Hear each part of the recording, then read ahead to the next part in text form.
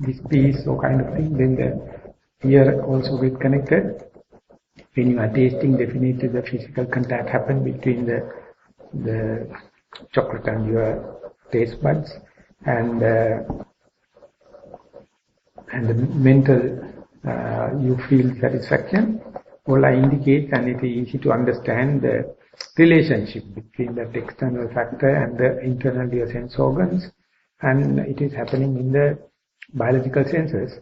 And out of this question happens, can you identify and explain the 5 clinging aggregates, how that leads to clinging, how that happens, the kind of interconnection between the external material and the internal, your ego.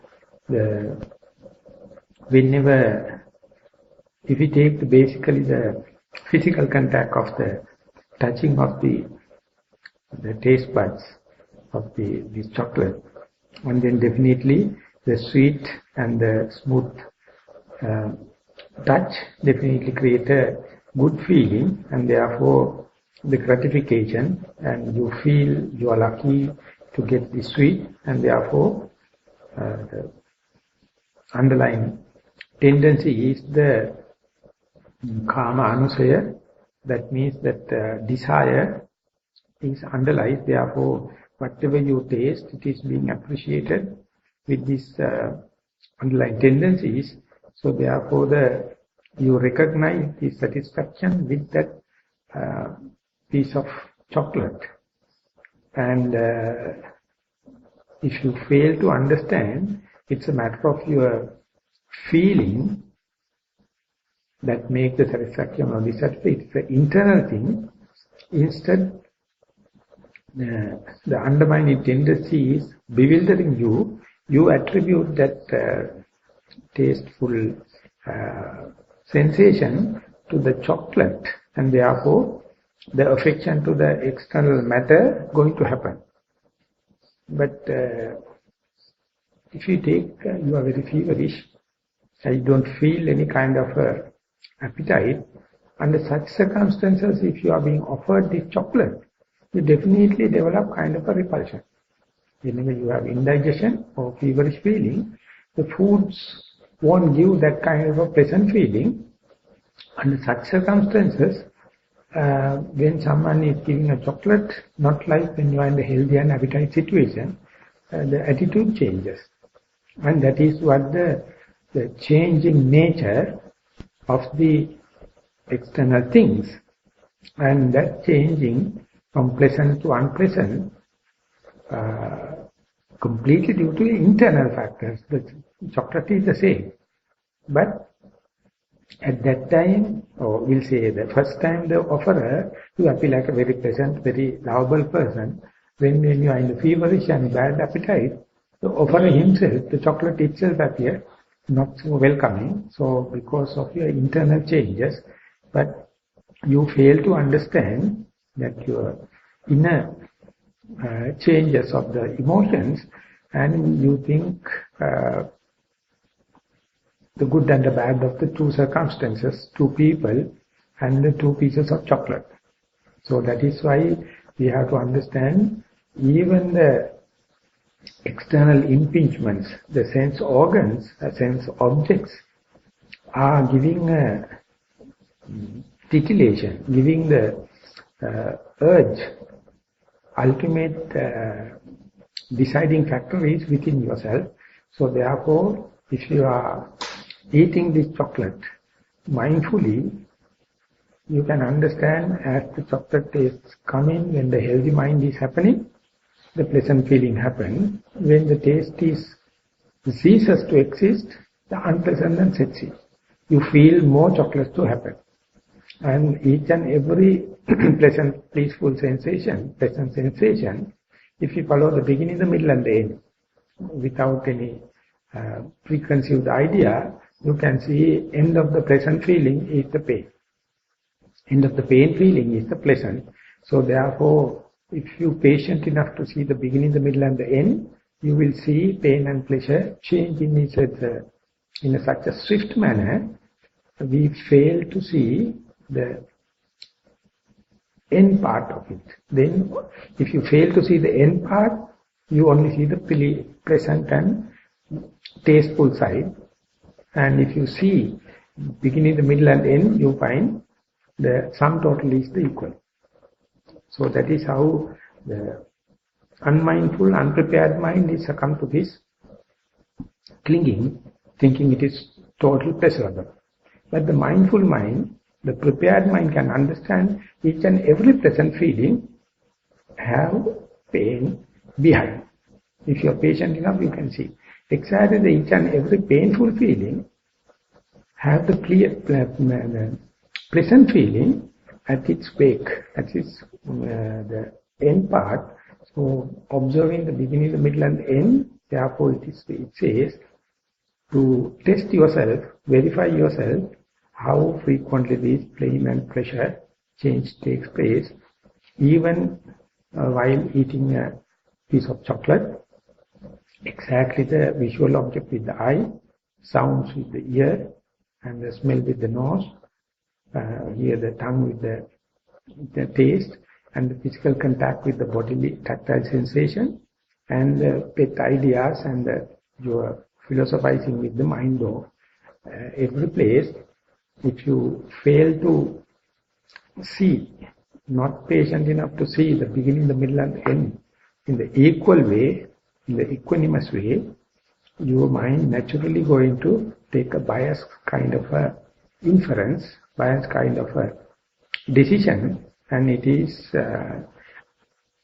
majority goes to the desire rather than the hatred, specifically early part of your life. In the middle, there is a fair chance. Toward the latter part of your life, you're always ending up with the hate. Very rarely any pleasant thing going to happen. So this is the way existentialists are looking at the human life. Early part is very aesthetic, everything feeling, everything. The particular person is also lovable, comeliness to the other people. But in the middle, you struggle with the moral good and bad, moral responsibility together with your aesthetic idea, and you are developing your character, you are developing your self-ego, and therefore you have to sacrifice certain amount of the aesthetic idea in order to make a character, in order to make a moral model. And even then you find, after such a sacrification, still the misery is the main result. And towards the latter part, therefore, you are in search of the truth at the sacrification of the morality. At the sacrification of the moral good and bad, you find even the moral good and bad is not leading to the real truth. So you have to see through, to see the truth. So it's a kind of a seeing through sacrification, and that is the hardest thing for the human mind to do. And therefore, even if it is happening in a small scale in the average life, it is too late, unless otherwise you know the theory, unless otherwise you do it with the full prepared mind, then you can cut short and understand it in your prime age of your young life, then you can make use this. Otherwise it is too late. That is why the Buddha put this as a theory or knowledge, so one can understand, and if someone feel it is appealing, they can put into practice and understand irrespective of the age of the life. So,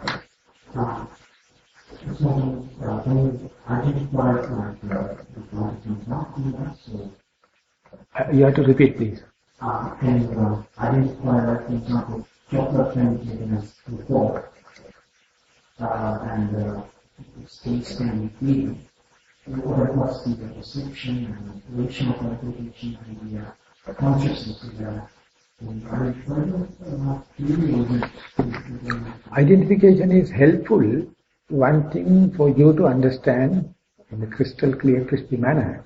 Second thing is to explain to another person. So therefore identification has an extra value.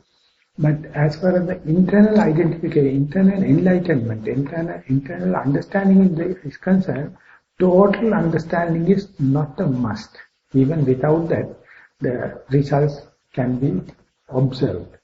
But anyway, when you are communicating with others, you have to have, this is the materialistic part, this is the feeling section, this is the perception section, this is the volitional involvement and your fabrication, and this is the consciousness light that make the situation crystal clear. And your brain and your heart will be in a good communication, short and sweet. And one can explain to other person also in all 5 perspectives. And therefore, communication-wise it is necessary. But for the first-hand understanding, it is not a must. You can't say that without that knowledge you can't enlighten. Without that knowledge you can't really get the meaning of it. I think this subject is most of the times can become very complex to really understand unless going through the real realization. That's why we're asking this question once again. Building on the same question, it seems like a sequential path leading to once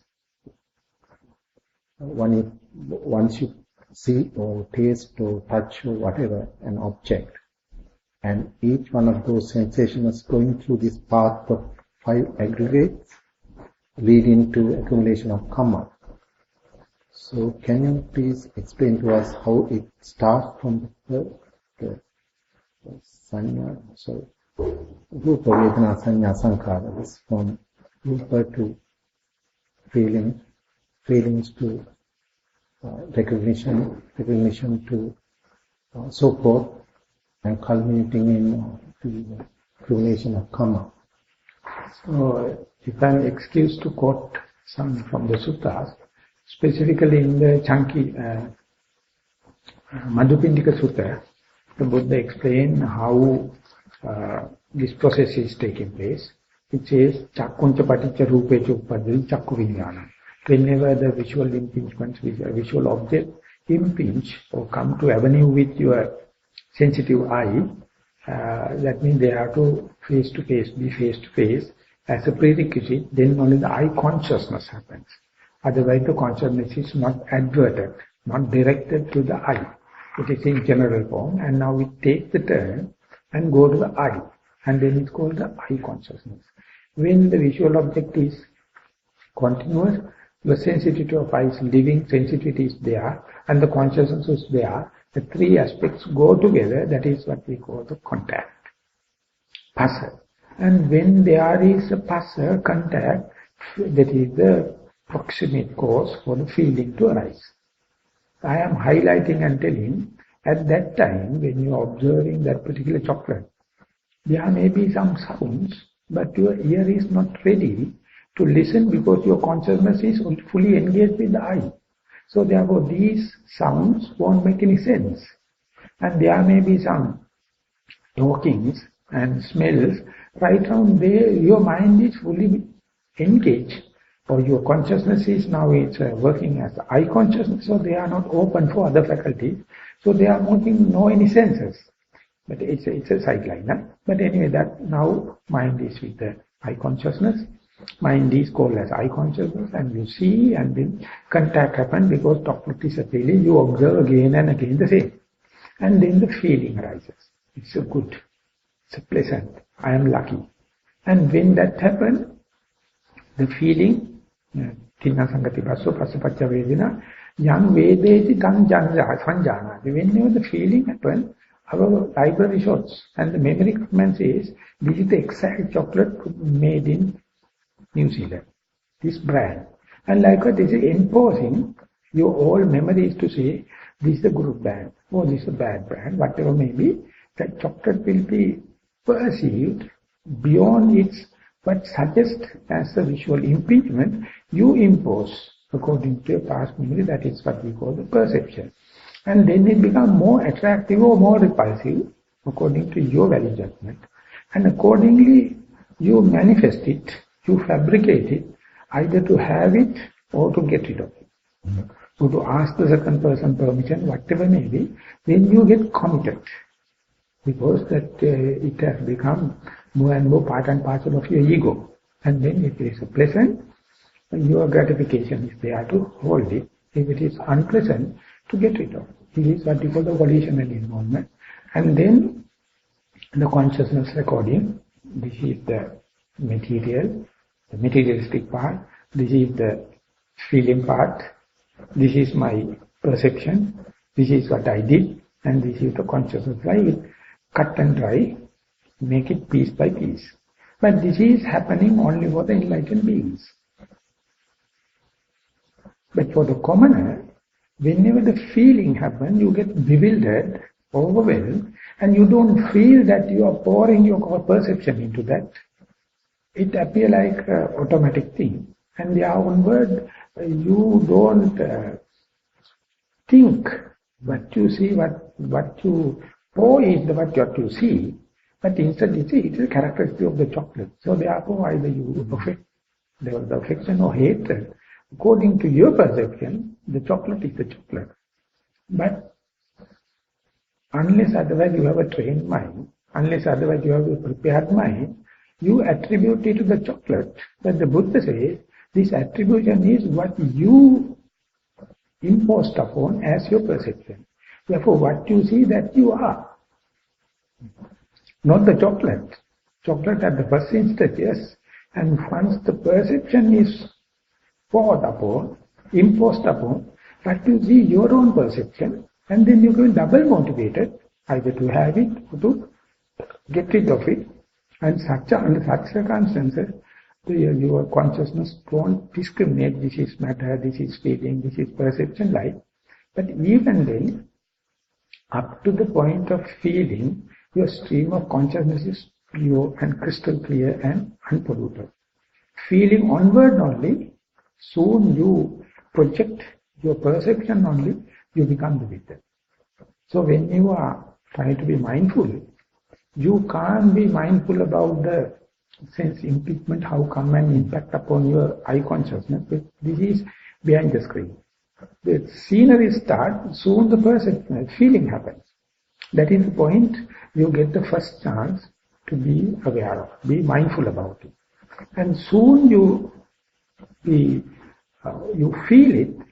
If you can see it as it is, without imposing something, that is what we call seeing and stopping at the level of seeing. Hearing, and you stop at the hearing level, don't impose something upon. You feel, taste, touch and the smell, and don't do icing, don't do decoration upon that. See things as it is. Muche mutamatta. So otherwise it says, as a training it says, when you see, you have to see like a blind person. Stop at only seeing without icing it, without decorating it, and that is very difficult unless otherwise you have already developed mindfulness and be prepared and know the trap, know the bewilderment. Then you can stop at that just being just at the seeing level, just at the hearing level, just at the other tactile sensation level, and even at the thinking level. That indicates you are observing yourself as an outsider. You don't let the habitual contribution, habitual commitment, even if it is happening, you know it is due to my perception. I develop liking or disliking. I develop it is pleasant or painful. Unless otherwise this object by itself is no any such a titillation. This never accept for the people, those who are chasing behind the sense pleasure. They think external world is the culprit, that is what titillating me, that is why develop hate upon me, this is what develop the lust upon me. Therefore, till the whole world is enlightened, I can't be enlightened. That is why people are making the world very smooth, everything, and they think by doing that they can make something internally feel. But they don't know whatever they are going to make, it is immediately changed into the yet another thing, then double fall suffering. So therefore, instead of manifesting or manipulating the outside world, if you can see this operation of seeing, the mechanism of seeing, human beings are the only being can observe such a thing. Your animals can't do it and others can't do because their brain not evolved up to that moment. But what happens is, unless otherwise you train, you always become extrovert. And you're going to have a value judgment and final inference completely based upon the external object rather than your own mechanism. That is why we call you are extrovert. Therefore, inside meditation, vipassana was insight. Your attention is always inward, introvert, and that is the difference. Worldly languages, worldly knowledges are always extrovert. Only the inside meditation let you know, if you wish to see things as they are, you have to open the door to penetrate in.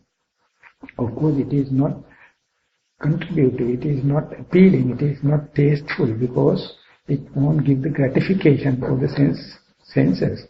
So therefore you have to be religious, you have to have a faith, you have to have kind of energy, you have to have a certain amount of mindfulness, concentration and the wisdom to go introvert, inside, and when that happens only you can see both balance. What is happening, how much is attributed to the outside, how much to the inside, and when the Buddha says, everything is up to your fabrication, up to your perception. So, early part of this teaching, everyone suggested telling that he is talking something mystic. It is not the way 99.999 population knows we are being titillated by outside. But the Buddha says, yes, 99.999 may be that. But the truth is, you are the culprit. Your defilements are the culprit. Your untrained mind is the culprit. So now, the West is telling, wherever you go, there you are. But you see that you are. That means you are the person who creates the world. So therefore, if it is bad, that very your defilements are responsible. Something like when you see your face in the mirror, if you find a bad picture in outside, you can't hate the mirror. It is yourself only you see it. So you say that mirror is very bad, it is representing something wrong and kind of thing, you hate the mirror. Because you don't believe what you are. So science now has come after 200 years, so it also finds ways how much your contribution, your mental contribution, important in the impression, but without any laboratory, without any such a demand. 2600 years ago, the Buddha told, Mano Pubbangama Dhamma, Mano Setta, Mano Maya. Everything is, the mind is the forerunner, mind is the utmost important, everything is mental. Manomaya. So then, the rationalists and the materialists come and definitely declare war, telling this material world is the matter. That is what makes people, the class difference and the fighting and all the kind of stuff, they are trying to level the material world, polish the material world, make it luxurious, and whatever the luxury you're going to make, the misery is the misery. Because you have not trained your mind. So, luxuries we can't deny, luxuries are there. But for the peace of mind, these luxuries have very little application. Even without luxuries, utility can make the peace of mind. Luxuries are really making consumerization and environmental pollution. The utility value is the level. That is why the Buddha says, take the middle part and instead see the seeing business, seeing operation, seeing formula, hearing formula, tasting and kind of thing. But we are very busy. We don't have time to look at ourselves. Instead we are looking at what the advertisements are telling, what the books are telling, what the scientists are telling. We have more than 24 hours or more enough to listen to the outsiders, but what the mind says, what the heart says, what you feel, you have no time. That is what we call, we are other directed. So therefore don't go for 24 hours looking at yourself, you will run mad. Reduce it to 2-3 hours per day, enough dosage, slowly you will be qualified to capacitization, to see yourself 24 hours, otherwise definitely it is the shortcut to the madness. Slowly, slowly improve, little by little. And ultimately you will understand the best loving kindness to yourself is to be with yourself. We are so unkindly to our body. We are so unkind to our liking and disliking, and we cover it and try to appreciate what the advertisements are telling, what the multi-million companies are telling, what the agenda are telling. We try to live up to that. Ultimately we are losing to ourselves. I think we can go for yet another one question. 1 minute we have. Could you please explain the difference between the 9 vitakkas and the vitakka that arise in the jhana? That means this is what you call the correct vitakka and the wrong vitakka. Samma vitakka, miccha vitakka. So samma sankappa, miccha sankappa. Miccha sankappa, the 9 modes. Samma sankappa is the one we get in the jhanic experience. It is directly going to the primary object, even the object is neutral. Again and again it is going to the primary object due to your restrainment, due to your mastery. But if the mind let loose, it goes to the miccha vitakka. These are the 9 types. So other questions we have to leave aside if we are waiting, if we are expecting the children program to come in.